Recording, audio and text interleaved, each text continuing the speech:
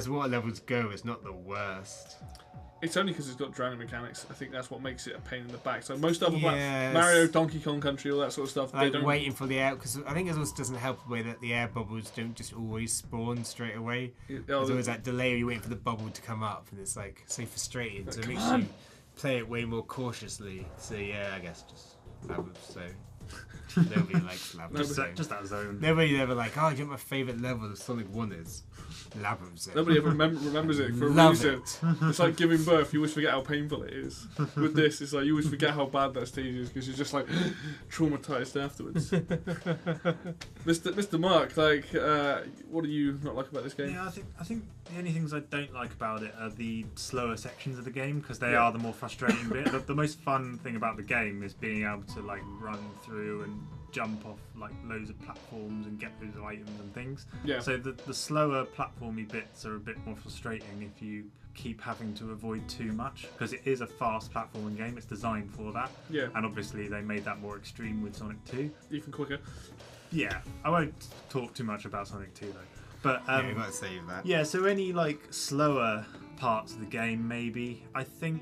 Sometimes when you've done 2 levels of a zone and then you get onto the third one, you feel like I've kind of had enough of this zone now. Like Marble Zone's a good example of that. Yeah, Marble Zone is a good example. You get halfway through the third part and you're like, or you start the third part and you're like, I've already done 2 levels of this. It's kind of like dragging a bit now. Yeah. So sometimes I feel like the zone, like Marble Zone, drags a little bit, and maybe one of the other zones might do a little bit. Yeah, Labyrinth kind of drags a bit as well. Especially when the ideas repeat, like in Labyrinth Zone 2 and 3, where you got like the blocks, and then one time you're just going along the blocks, you got to jump onto the ones up, then go back on the moving block, and then like in 3 you got the same thing. You've got the spouts of lava going in between the blocks. There's like a lot of the levels are quite samey. Yeah, there's not a lot of variation. Bits on Labyrinth Zone where you sort of stood on a block and moving across like a river of lava, waiting to like jump up to another bit. Marble Zone, but yeah, just quite. Oh, Marble Zone. Yeah. Sorry, yeah, I did mean that. Yeah, just a lot of standstill bits. Yeah, lots just stand still and wait to see what happens. It's like interesting because you need to think a bit more. And like I don't entirely dislike it, but if there's too much of it, it can get a bit frustrating. I think it's a shame they didn't repeat the one bit of that Marble Zone. Like the best when you outrun the lava. Oh yeah. You jump down, you got to outrun the lava before you get to the end and it fills in. Yeah. It's like it'd be really good if they actually did that again in Marble Zone. That's a bit that I think everyone liked. I'm surprised they didn't do more, like have one of the more levels sort of kind of dedicated to that. Maybe not the entire level, but make the meat of it. Yeah. I don't really think that takes too much away from the game though. I think it's still mostly 90% positive, that game, and that's why it's so replayable. I don't feel like those negative things are like take too much of it, too much away from it to make you think, oh, I don't want to play that game because I don't want to have to do that whole section. Like most of the game is enjoyable. You kind of just deal with the small bits you don't like and get onto the bits you do like, I suppose. I mean, for a first attempt, you got to give them credit because, like, in later games they may have addressed it, they may have not, but then they go, these are the zones we want to make, this is the level design. I think the only things I mainly dislike about the game are, Marble Zone 3, very long level, and if you could do the bit near the end where you're on the bits with a little counterweights and you fall down, it takes ages. Yeah, that's a ball ache. Labyrinth Zone. The bit where you go along the level and you got to go back over the top with the dropping down. The biggest thing I don't like about Marble Zone is actually there's occasional times where obviously in Sonic you can hold up and down to move the camera. Yeah. There is a couple of bits in Marble Zone where if you don't know the level and you jump, one of those chandelier spike things will come down because it's off screen. So you kind of have to know where they're coming up, because sometimes you have to hold up and go, oh, what is this thing up there? And it goes zoomp, and you're like, okay. Yeah. Luckily, I know that well enough to kind of wait for it to come down. There's a bit with the rings as well to the side where you can jump up there and all the bats spawn. So you got to jump quickly to kill them all. Yeah, it's, for the most part, the game doesn't do any blind drops really. I think maybe Starlight and Scrap Rain might have something, but that's late game stuff, but generally speaking, they don't chuck anything at you that's too difficult. There's certain bits in Scrapyard, the bit on the third one when there's the moving platforms. There's nothing else, so you only have that one section. Yeah. So the rest of the game, there's always been a floor. Yeah. So I remember when I was a kid, just walking into that bit and just falling down, being oh, there's actual just an emptiness. Yeah. But yeah, I mean, the only other thing I don't really like is probably Labyrinth Zone. The music's really good on that level. And it's just, I will say the problem with Labyrinth Zone as well is because you're underwater, everything's like one shade. So where most of the other levels are quite vibrant in colour, Labyrinth Zone's really bland looking because it's just stone colour, isn't it? Yeah, that's a good point. I didn't really think about that. It's one of the more blander looking ones. Dark green. Yeah, compared to like Scrapyard, which is very colourful. Yeah, and marble. So Yeah. when you're out of the water, there you got like the pink. Yeah, you like got the colours and stuff. Things, and you got like more variety. But then the water rises up and it just covers. I think that zone would have been better if it was a bit more like Aquatic Ruin Zone in the second game, where there were alternate paths that. I think they learned their lesson. Yeah, you could stay out of the water for the most part. Yeah. Like it's up to you because like maybe you make it so it's a bit more blander up there, but like a little platform, so you will fall down, but. You know, at least you have the option to avoid it. Because like labyrinths don't necessarily have, because it's a maze level. That's the idea. It doesn't necessarily have to all be underwater. But I mean, that's what they're going for. But the labyrinth wasn't. Yeah, water. Exactly. But like, I think all in all, it's hard. It's mandatory either, so. Yeah, it's hard to really say negative things about the game because, like you said, Mark, it's pretty much enjoyable. I think the only thing is that if you've played Sonic 2 and if you like Sonic 3 as well, those games are a bit more better polished. Then there's more mechanics. And there's downsides to it as well. But I think more, one is a very very solid game. Obviously, I think with any game, there's always going to be levels and stuff you don't like because you're just terrible at them or you just don't like the mechanics. But generally speaking, the game does a really nice job. Difficulty spike, apart from Labyrinth Zone 3, for the most part. I mean, it's only 5 worlds, so it's got to start getting harder by the 3rd world, I suppose. Or 6, I can't remember. 5 or 6. Something like that. 6, 5, I don't know. And also, like we're saying, like the bonus game's a lot of fun, even if it is bonkers. Like everything that they've put into the game, like when you play it, this game is just fun, and it speaks loads of fun. So before we get on to whether if it holds up or not, I have a question, and this came to me earlier. If you had to choose between, we'll just pick the first games in both these series. The music from Sonic 1 versus the music from Super Mario Bros. 1. Where would you pick? We'll start with you, Mark. Because obviously they're on different systems. I know that the Sonic 1 is on a 16-bit system and Mario's on 8-bit. Thrown in a curveball there. Or if you want, you can take it from the SNES remakes of that game and go with the All-Stars versions, which obviously have more music and things. So Super Mario Bros. 1 versus Sonic 1. Music. I know they've both got good soundtracks, but if you had to choose between listening to one... I mean, Sonic has more music, I suppose. It does have more music, yeah. So 7 tracks, 8 tracks of music, I think. I know it's Green Hill and stuff are very iconic, but Super Mario Bros. Is even more iconic than me. Oh god. Because I was thinking of comparing, like if you take Sonic, if you take the first 4 Sonic games versus the first 4 Mario games, that's really hard. That's a really tough choice. I mean, I do want to say Sonic because I love Super Mario Bros. 1 music. Don't get me wrong. I think it's so iconic. It's like the best. Like the most music ever, but if I just try and take nostalgia and iconicness out of it and just think about the music for what it is, just because the soundtrack is bigger and a little bit more varied, I guess I'd have to choose Sonic. But if I'm taking my own personal experience of games for the last 27.5 years of my life, then I'd probably choose Super Mario.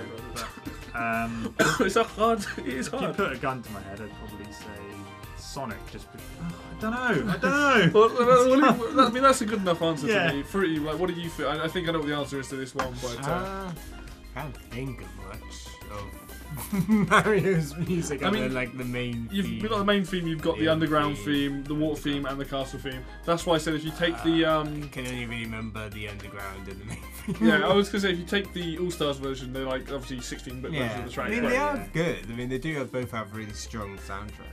Yeah. Oh, absolutely. Like this is what came to me. Like I'm glad we're not comparing Sonic 2 to something like Mario Bros. 3 because that is a very if it harder was Sonic 2 soundtrack, I think that has generally got some of the best music in the game. Stuff like Chemical Planets and stuff like that. Like, we will get to that. Don't you worry. Like, we will get to Sonic 2 at some point. Belters of music on. But whereas Sonic 1. Sonic 1's best tracks, I think, are probably Green Hill, Scrap, Yard Zone. I mean, I like Labyrinth as well, but I think those two are the best ones. Yeah, but then, now think about it. You like Starlight they're really as well. strong. I do like Starlight. I think Starlight's one of the most catchy, It's got that force of the floor that you like. Yeah, if we just went through the levels then, and then even after playing it, Starlight's always in my head. I don't know why. It always seems to be catchy. I don't know. I think I'd go Sonic. if I had to choose. Yeah, I'm leaning towards Sonic. But It's bad, isn't it? if it No, I mean, it feels weird. I mean, if we're doing like franchises, if we did like Mario like 1, 2, and did Sonic 1, 2, then I would kind of. I'd definitely go towards Sonic. I would probably compare 2 soundtrack more to Super Mario Bros. 3 because like the problem with Mario Bros. 2 is like it's got a good soundtrack, but it's not as memorable as like 1 and 3. Yeah, 3 does have good music on. Yeah, I think a 3-2 comparison would be good. Like Mario 3, Sonic 2 music. That would be a good comparison. That's very difficult. That would be a good debate. But yeah, I'm gonna go Sonic 1.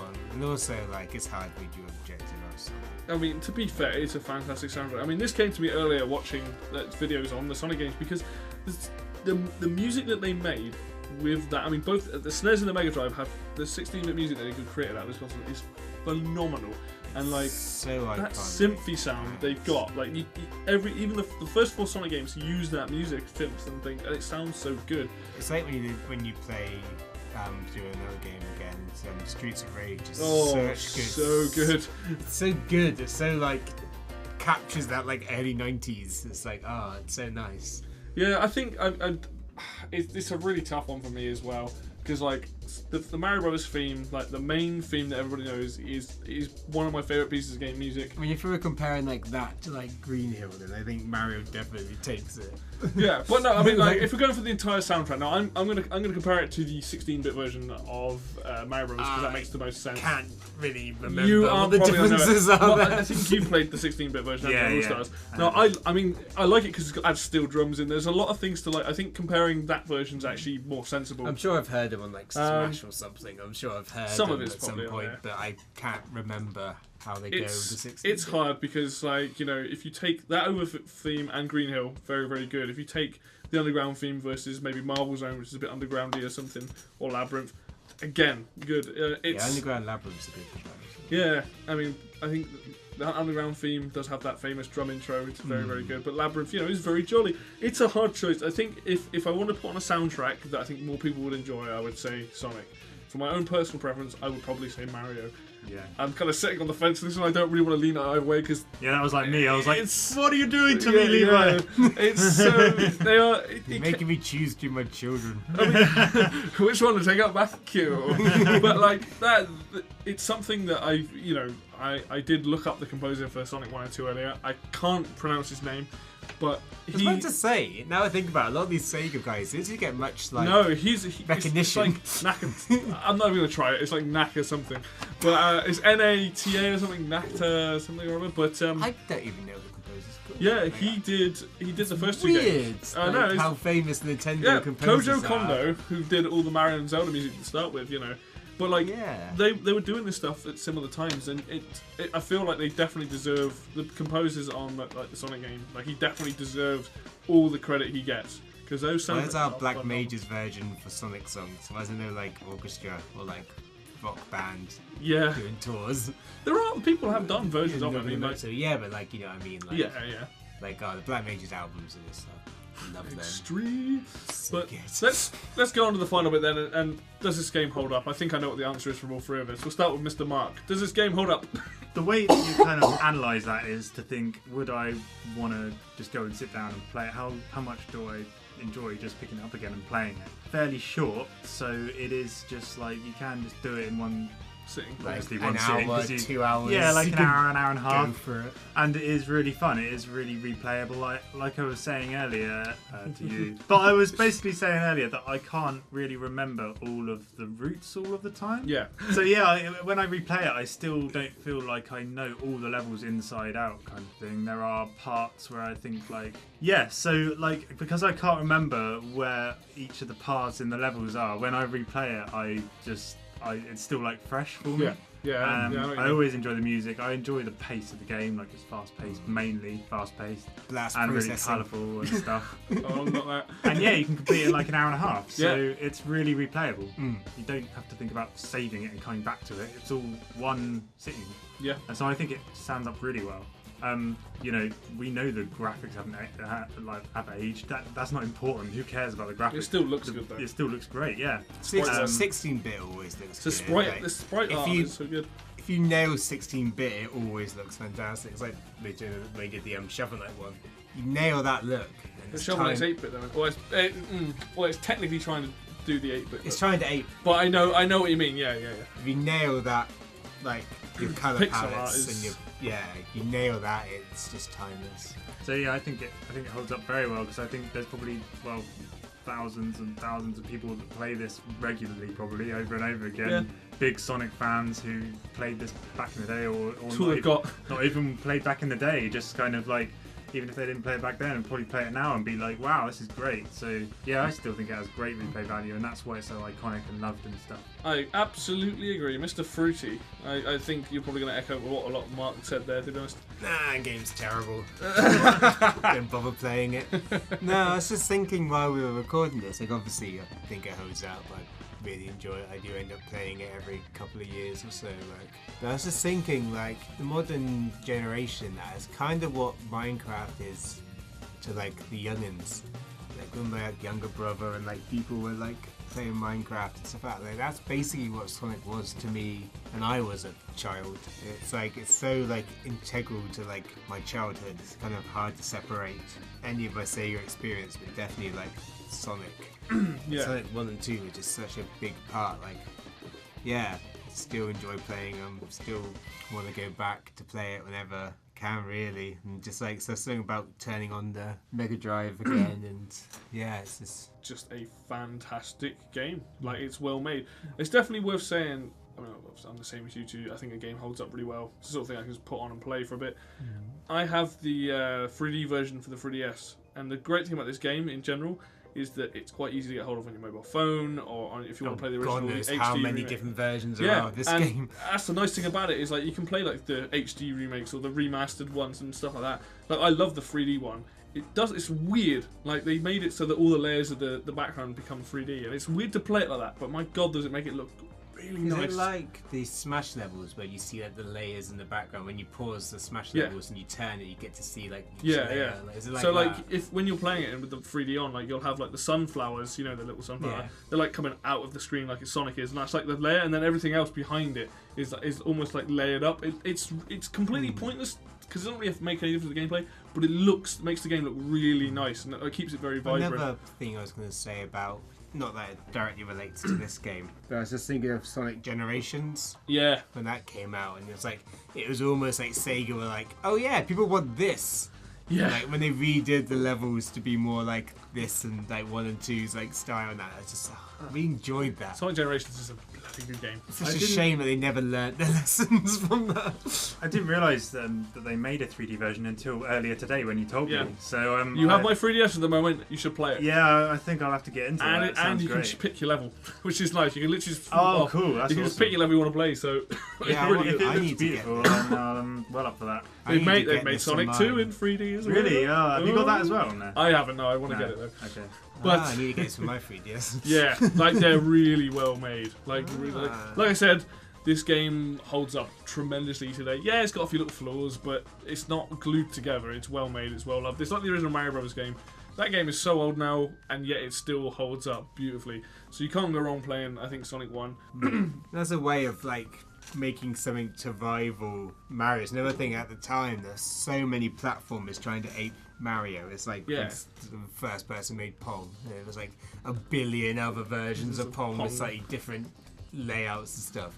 Like, to try and like, rather than trying to recreate Mario, it's good how they try to go their own direction. Yeah, it's like they do feel very different games. They are very different. Even when you compare it to like the later Marios now, they have a very different structure.